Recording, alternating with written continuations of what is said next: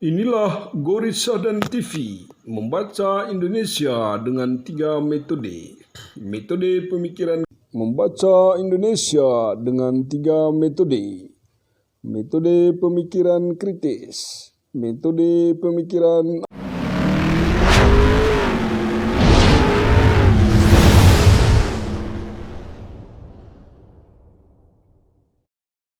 TV, membaca Indonesia dengan 3 metode.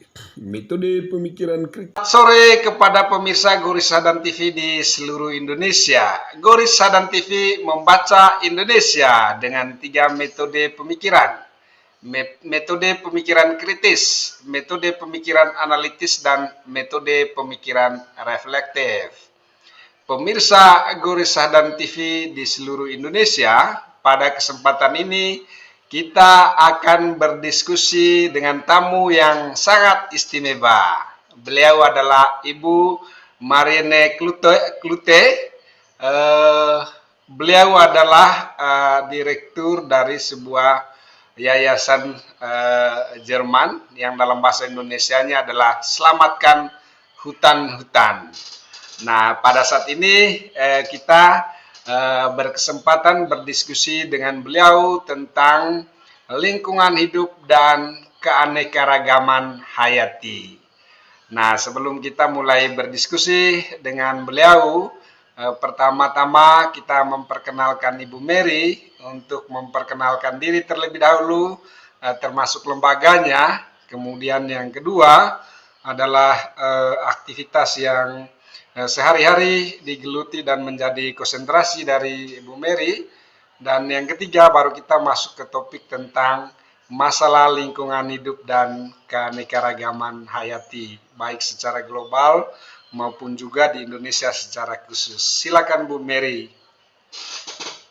Terima kasih Pak Goris dan selamat pagi dari Jerman. Di sini sudah Jerman untuk pemirsa di Sahkan TV. Ya, nama saya Mariane Klute dan saya bisa bahasa Indonesia, tapi mungkin ada yang tidak lancar atau tidak benar, dan mohon maaf kalau ada yang kurang bagus. Ya, saya direktur LSM Rettet den Regenwald yang kantornya di Jerman dan yang punya banyak mitra di daerah hutan-hutan di seluruh dunia, terutama di daerah Amazonia, Brasil, Ecuador, Peru, di Afrika juga, misalnya di Kongo, Liberia, dan beberapa negara yang lain, dan di Asia Tenggara, di Indonesia, tapi juga di Kamboja, Filipina, misalnya. Dan LSM kami di sini di Jerman punya hubungan kuat dengan masyarakat yang banyak sekali membaca majalah kami. Dan majalah kami bukan majalah analitis atau bahasa akademis, tapi majalah yang bukan bahasa sederhana juga, yang punya akses atau dibaca oleh banyak orang. Selain itu, kami aktif atau ada kegiatan di misalnya kampanye, lobby, petisi, dan dengan kekuatan kami kerjasama dengan LSM di negara tropis atau di mana masih ada hutan-hutan. Yang satu poin yang sesudah kami analisis di mana masih ada hutan-hutan dan kenapa masih ada hutan-hutan, ini sudah jelas. Itu di mana ada masyarakat lokal atau masyarakat adat yang melindungi hutan, itu persis di sana masih ada hutan yang utuh. Kenapa ini hutan yang utuh, hutan-hutan tropis untuk semua masyarakat di bumi ini penting. Ini pertama kali karena biodiversitas atau keanekaragaman hayati bisa menjamin kehidupan seluruhnya di bumi ini, termasuk kehidupan manusia. Tanpa biodiversitas atau keanekaragaman hayati yang besar, juga kehidupan manusia bisa terganggu. Ya, misalnya satu contoh pandemi yang sekarang kita di seluruh dunia mengalami, itu satu sebab utama adalah ada kontak kuat dengan satwa liar, dengan manusia. Dan ada virus yang sampai sebelumnya atau sampai sekarang masih tersembunyi di hutan atau hanya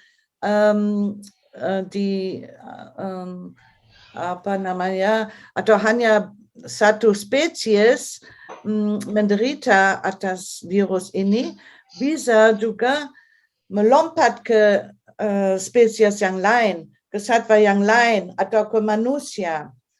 Dan karena hutan sekarang dibuka terus sejak beberapa tahun atau puluhan tahun dibuka terus, itu sistem itu terganggu, dan setiap tahun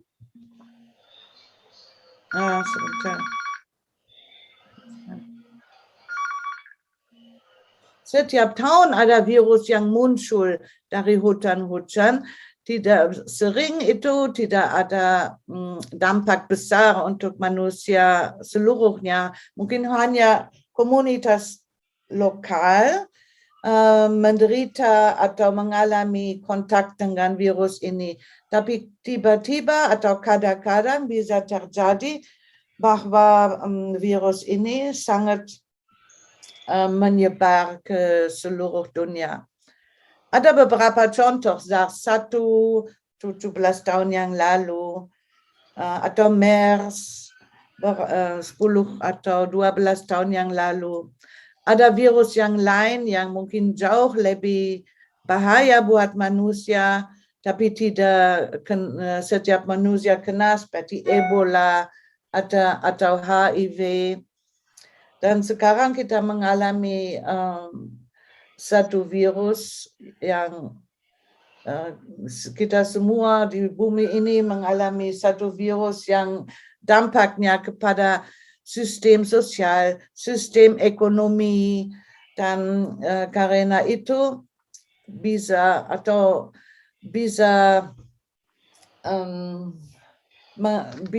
memandang bahwa atau setiap orang mungkin harus mengerti bahwa hutan-hutan penting buat kesehatan kami dan buat kehidupan manusia di bumi ini. Ya, seperti itu. Oke, Bu, pertanyaan yang pertama dari pemirsa Gorissa dan TV ya.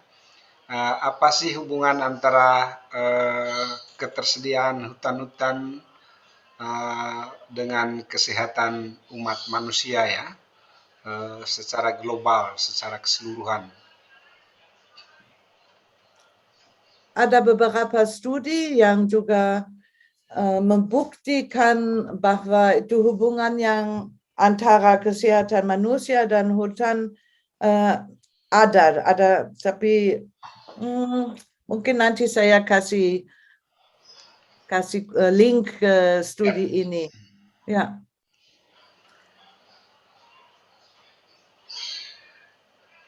Ya, mungkin dia hanya hubungan antara kesehatan manusia dan hutan-hutan. Atau? Ya. Ya, di setiap titik, misalnya kulit kami, ada berapa ribuan virus juga sama dengan satwa yang ada di hutan. Yang virus ini yang berbeda-beda, yang mungkin hanya ada di salah satu jenis satwa saja. Tapi kalau sistem ini terganggu, misalnya hutan dibuka dan ada satu jenis satwa yang hilang, yang satu bisa menyebar, bisa dapat banyak keturunan. Jadi sistem ketertimbangan sangat terganggu dan virus juga bisa lompat ke jenis yang lain dan di sana itu kesehatannya itu virus ini untuk satwa yang lain atau manusia yang lain itu belum terkenal oleh satwa ini dan dampaknya jauh lebih besar. Misalnya kalau kita lihat kelelawar punya banyak virus di atas kulit atau di dalam badannya karena suhu dahannya sedikit lebih tinggi dari misalnya manusia. Kalau suhu kami kira-kira 37 derajat Celcius, tapi itu kelelawar jauh lebih atau sedikit lebih tinggi. So, dan kalau virus dari kelelawar lompat ke satwa yang lain atau ke manusia misalnya, dia tiba-tiba di dalam lingkungan yang sangat berbeda dan dia bisa menyebar atau dia bisa berkembang seperti ini. Dan kadang-kadang ada juga mutasi namanya virus, ada perubahan di dalam DNA atau di dalam bentuknya dan dia dampaknya mungkin sangat beda. Tidak ada dampak jelek misalnya untuk kelelawar, tapi untuk satwa yang lain atau manusia. Seperti ini. Ibu, sejauh kajian dan pengalaman Ibu di banyak negara ya, di Amerika Latin, kemudian di Asia dan juga di Afrika, termasuk juga di Eropa, apakah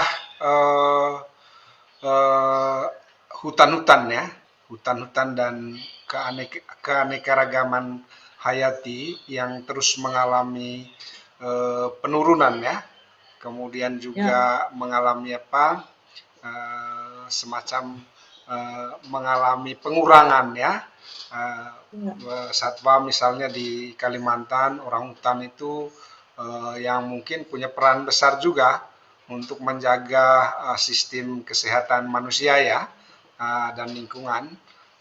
Sejauh ini kira-kira perkembangannya bagaimana?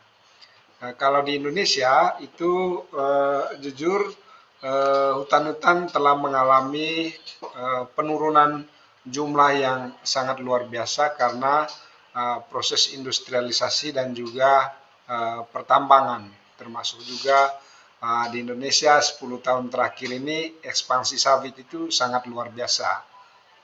Ya. Kalau kita lihat di Eropa itu situasinya ada yang sama, ada yang beda. Pertama, itu Eropa itu daerah yang cukup dingin, jadi kita mengalami saman es dan tidak banyak spesies. Banyak spesies mungkin hilang waktu itu di saman es. Dan misalnya kalau di sini masih ada seperti 30 keluarga pohon. Di Indonesia di 1 hektar saja sudah ada 30 keluarga pohon. Itu bedanya sudah dari awalnya sudah sangat besar. Dan keturunan keanekaragaman hayati di sini juga terjadi dalam rangka yang luar biasa, bukan karena kebukaan hutan atau kehilangan hutan, tapi karena herbisida dan pestisida di pertanian. Ya, di Indonesia itu kita sudah tahu bahwa mungkin 30 tahun terakhir, bukan 10 tahun terakhir ini, tapi sudah 30 tahun terakhir banyak hutan hilang diganti dengan monokultur. Monokultur berarti dari dulu ada ribuan atau mungkin jutaan spesies di Indonesia, di daerah monokultur tinggal satu, misalnya kelapa sawit. Ya, dan hubungan dengan pandemi atau dengan penyakit virus itu sudah sangat jelas. Kalau misalnya di dalam hutan yang utuh, hutan yang sehat, ada begitu banyak spesies dan itu bisa menghindari penyebaran virus. Jadi virus ini mungkin hanya cocok untuk satu, mungkin dua spesies. Tapi kalau keanekaragaman hayati ini begitu besar, dia tidak dengan gampang tidak ketemu spesies yang cocok misalnya.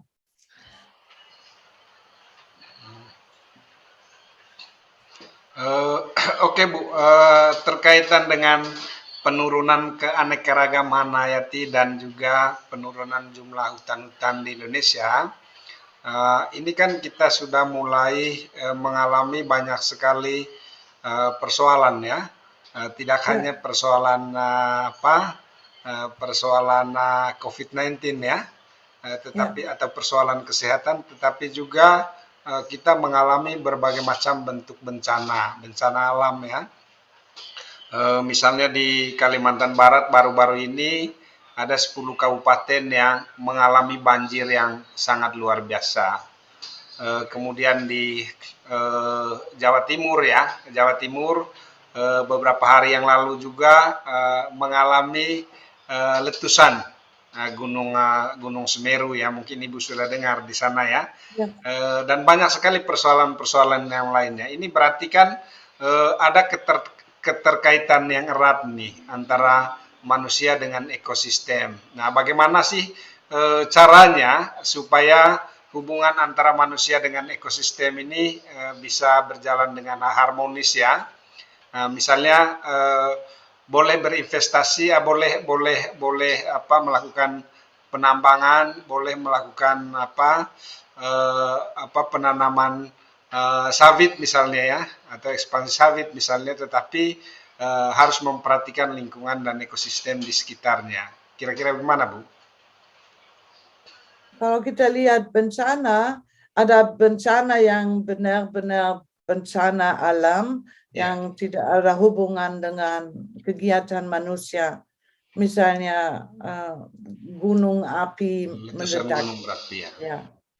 Tapi banyak bencana, terutama banjir atau tanah longsor seperti ini, atau juga kekeringan, tanah menjadi kering. Ya, itu hubungannya sudah sangat jelas. Itu hutan di Indonesia itu seperti apa? Seperti sponge bahasa Inggris, bahasa Indonesia ya seperti semacam kain. Kalau ada hujan itu hujan bisa menyerap airnya. Kalau udara kering, kemarau, itu masih ada sumber air atau sungai yang airnya sebenarnya muncul dari hutan-hutan yang disimpan dulu. Dan kalau hutan sudah ditebang dan itu tanah tanah di atas tidak bisa menyerap airnya, dan airnya langsung mengalir ke desa atau ke daerah yang lain. Jadi fungsi hutan, fungsi airnya hutan sudah sangat terganggu. Di Indonesia mungkin ada situasi di pulau-pulau di Indonesia sangat-sangat berbeda. Harus juga lihat bagaimana mutunya atau apa jenisnya tanah yang ada, misalnya di Pulau Kalimantan sangat beda dengan Pulau Jawa. Ya, dan itu sudah jelas sekali bahwa tanpa hutan-hutan fungsi air hutan tidak ada lagi, dan kalau ada hujan itu tanah tidak bisa ambil atau tidak bisa simpan air dari hujan, dan bencana terjadi. Ini sudah sangat-sangat jelas.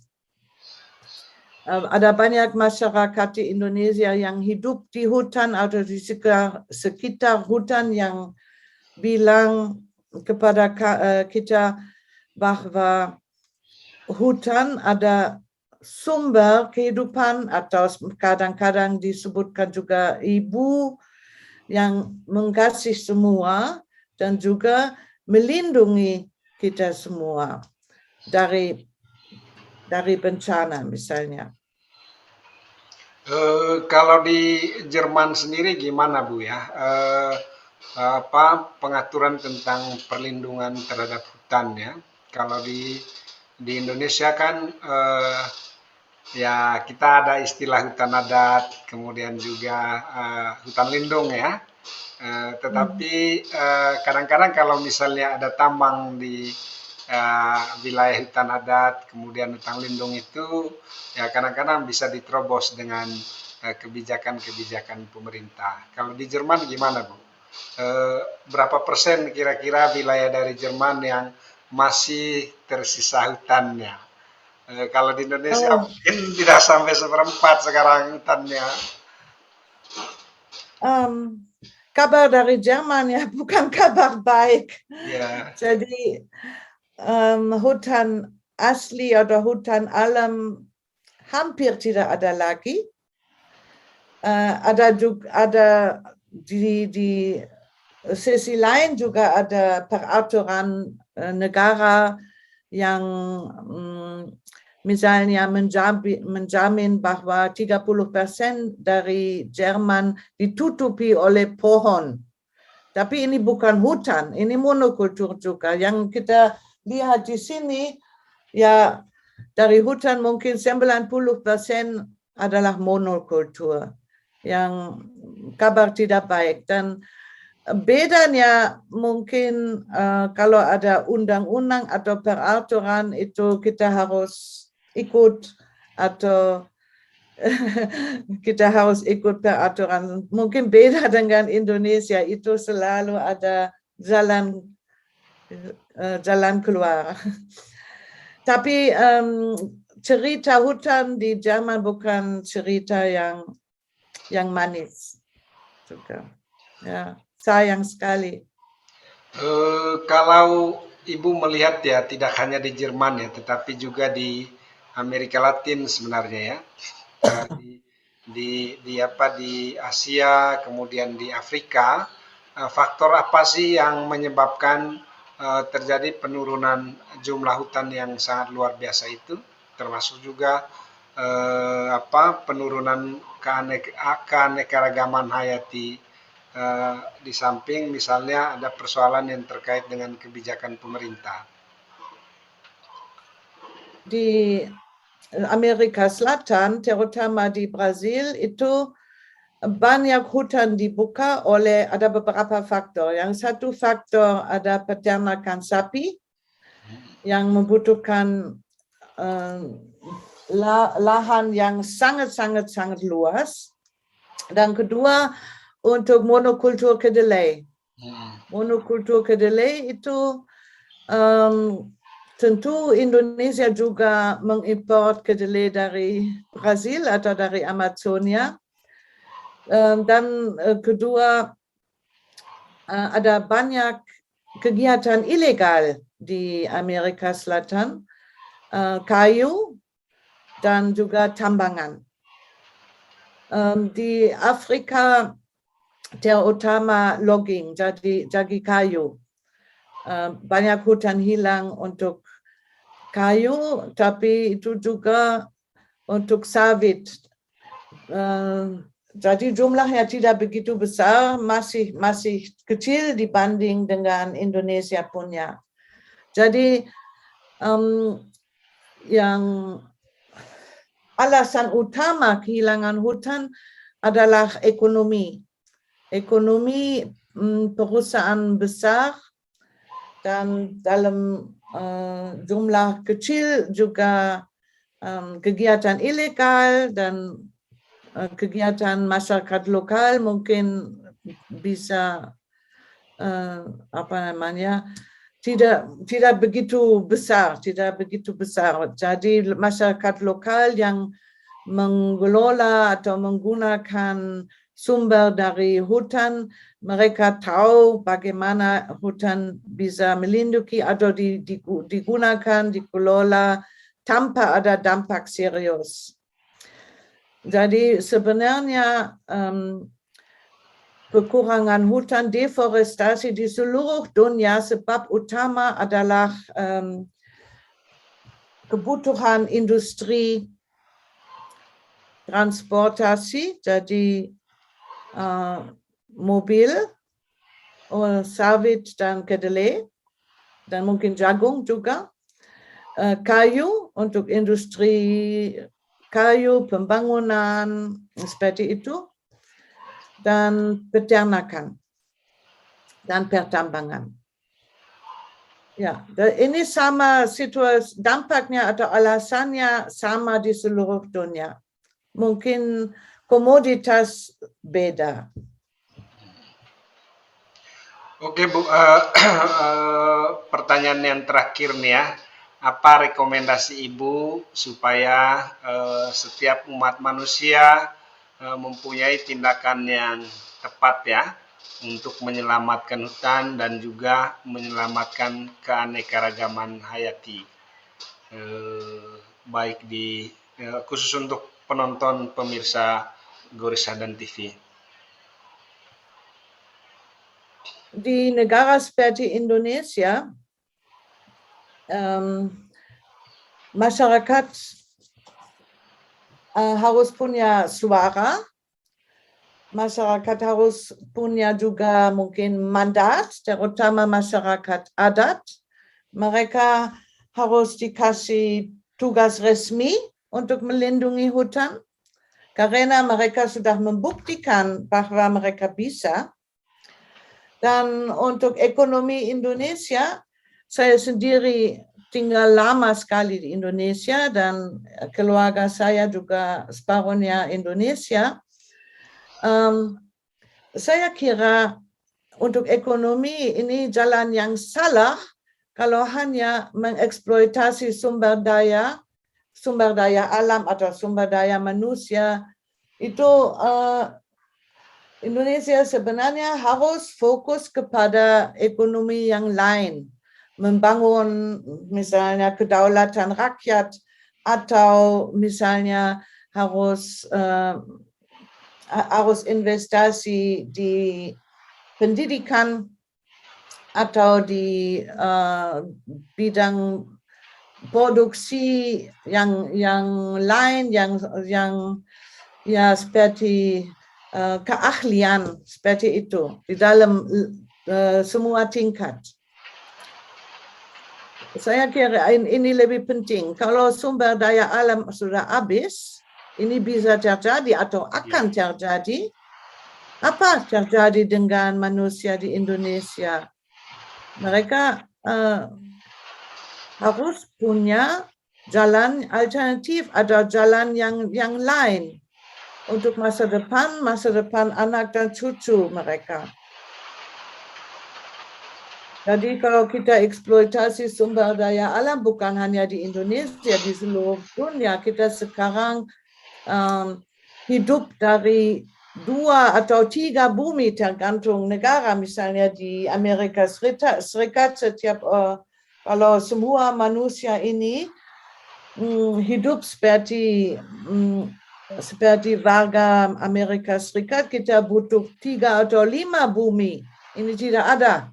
Jadi akses kita ke sumber daya alam itu sebenarnya terbatas, dan kita harus mengerti, dan pejabat politikus juga harus mengerti bahwa kegiatan kita sangat terbatas. Seperti itu. Oke Bu, tadi ada yang menarik yang Ibu sampaikan ya, terutama terkait dengan kalau saya membahasa Indonesia kan itu menjaga hutan itu menjaga kedaulatan ya, sama dengan itu, menjaga hutan sama dengan menjaga kedaulatan. Nah, bagaimana nih apa rekomendasi yang bisa diberikan kepada anak-anak desa, perempuan desa, termasuk juga pemerintah desa, supaya mereka selalu punya spirit untuk menjaga hutan, melindungi hutan sebagai bagian dari upaya mereka untuk menjaga kedaulatan. Terutama kita semua sekarang dalam jalan yang ada mungkin ada bisa ke kanan, bisa ke kiri. Jadi penting kalau kita ambil jalan yang salah, masa depan umat manusia mungkin terganggu atau tidak ada lagi. Jadi masyarakat di desa atau masyarakat adat harus paham atau harus tahu bahwa masa depan kita semua tergantung oleh mereka. Dan ini yang saya juga sampaikan kepada pejabat di Eropa. Tanpa mereka kita tidak bisa hidup, tidak bisa ada masa depan. Dan mungkin masyarakat di desa atau masyarakat adat harus mengerti, oh kita bukan orang yang miskin atau tidak tahu apa-apa, tapi mereka adalah pahlawan kita. Dan mungkin ini bisa membantu untuk mempunyai identitas yang kuat. Harap. Oke, terima kasih banyak Ibu Mary. Dari studio Gorissa dan TV, saya menyampaikan terima kasih banyak atas kesediaan Ibu Mary untuk berpartisipasi di dalam program kita mengedukasi masyarakat untuk menyelamatkan hutan, menjaga hutan, kemudian melestarikan keanekaragaman hayati ya, khususnya di Indonesia. Nah, mungkin nanti suatu waktu kita akan mengundang Bu Mary karena kita juga punya koneksi dengan teman-teman yang secara khusus bergerak di lingkungan masyarakat adat, sehingga nanti mungkin diskusinya akan lebih menarik kalau ada mereka ya Bu Mary ya. Terima kasih banyak sudah bersedia hadir di Gorissa dan TV. Salam hangat dari Indonesia. Salam selalu sehat dan tetap berjuang untuk menjaga hutan, menjaga keanekaragaman hayati untuk kesehatan dan juga ekonomi dan kesejahteraan umat manusia yang lebih baik. Salam dari Indonesia. Salam dari Jerman. Terima kasih banyak.